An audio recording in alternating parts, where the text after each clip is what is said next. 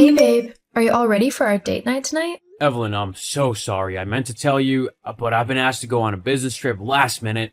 It's with a really important potential client for the company, and my boss really wants me to go and make a good impression.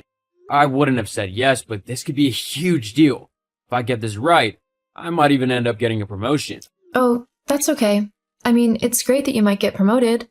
You should definitely focus on that. We can always have a date night on a different night.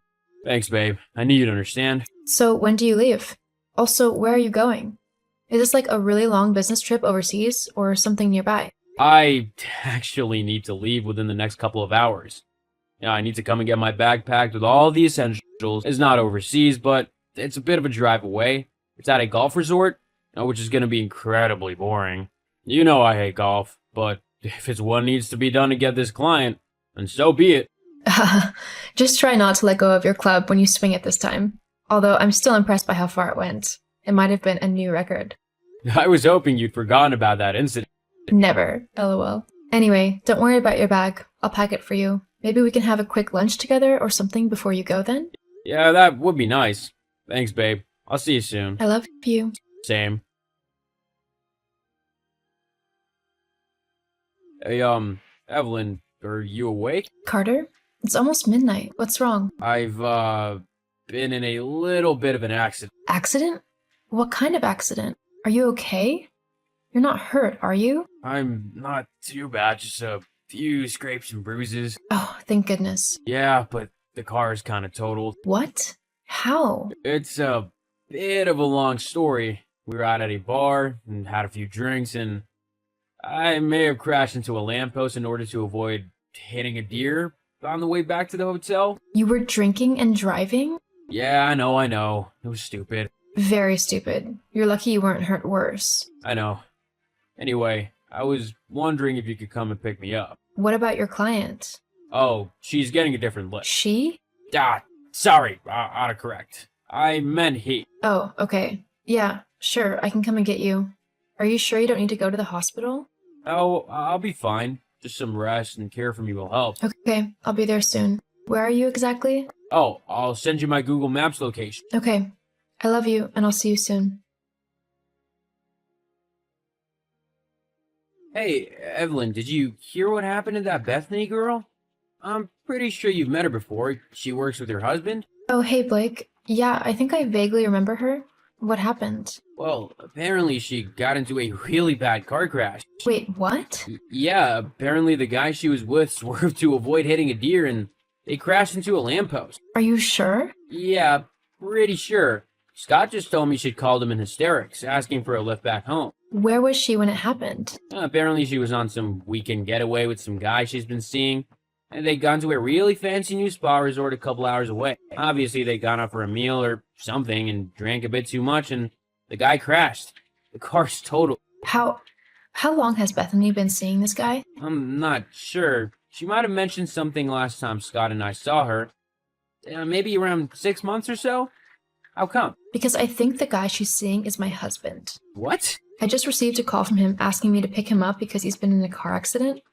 He avoided a deer. God, I'm so sorry, Eve. Is there anything I can do? It's not your fault. I'll be okay. Well, I will be after I've dealt with the cheating jerk. I'm here for you, girl. If you need a shoulder to cry on or shoulders, you're more than welcome to come to mine. Tell Scott and I make good listeners. Thank you, Blake. You're a true friend. Cart, you there? Evie, are you on your way? It's kind of cold out here and there's not really anywhere around to go and sit and get warm. I was just about to set off. Although before I do, I just wanted to ask you something. Yeah, sure. Anything. You know Bethany? My coworker? Yeah. Well, I just heard the strangest thing about her. Oh. What's that then? Apparently, she just called up Scott in hysterics and asked him for a lift home. But the funny thing is that she was so upset because she'd just been in a car crash. Oh, wow, that is a coincidence. Yeah, the guy who was driving apparently swerved to avoid a deer, just like you did. Evie. Don't Evie me. How could you do this to me? I thought you loved me. We're married, for God's sake.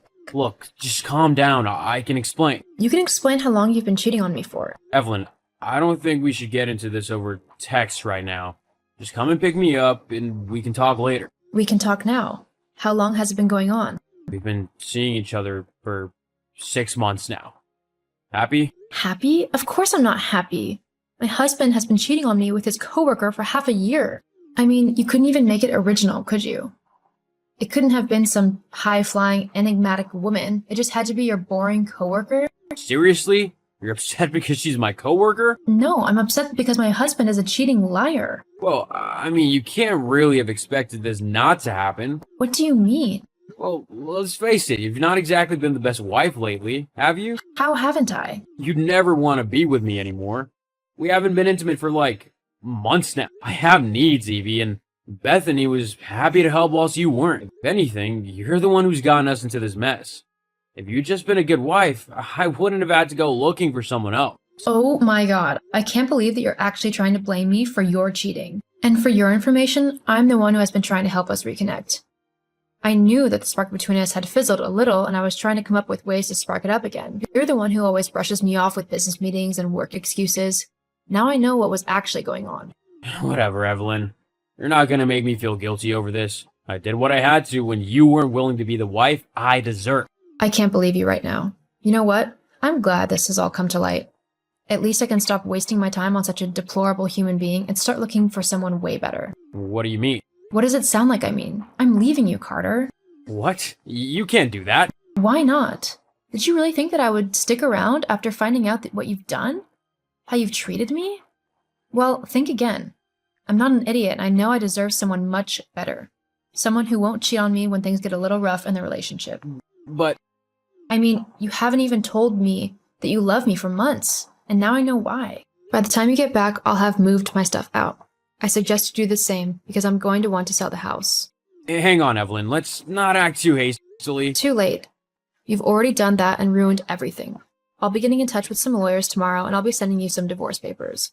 The house is in both of our names, so you can either pay me my half, or we'll sell it. You can't just decide that. Look, just come and pick me up and we'll sort everything out. It'll all be okay and we can get back to being together and happy. We can start again and just focus on each other, okay? I promise. Just like you promised to be faithful to me in your wedding vows? Look, there's nothing to fix here, Carter. You've made sure of that. Oh, and if you think that I'm coming to pick you up now, you're sadly mistaken. You can't just leave me out here. You can call for a cab. Or a walk might give you time to think about everything you've done. But I'm not about to come running to save the man who just broke my heart. Sorry, Carter, but you're on your own from now on. Goodbye. Evie, wait, I'm sorry. True to my word, I let Carter make his own way home. But by the time he got back to the house, I had already moved some of my stuff out and was back at my parents' home. It was tough going for a while. I was saddened by what had happened. I had truly loved him. However, after a little bit of time, I was able to start moving on with my life. I began to go on some dates, and I'm currently in a semi-serious relationship with a really great guy. As for Carter, he tried to get me back, but I simply couldn't trust him anymore and told him no. Bethany also left him after she found a new and richer man to cling to. Carter, left with no one but himself, ended up quitting his job and moving. I hope that one day he finds someone whom he loves enough to be faithful to. Whilst he might have broken my heart, he was still my husband, and I want him to be as happy as I am now with my new partner.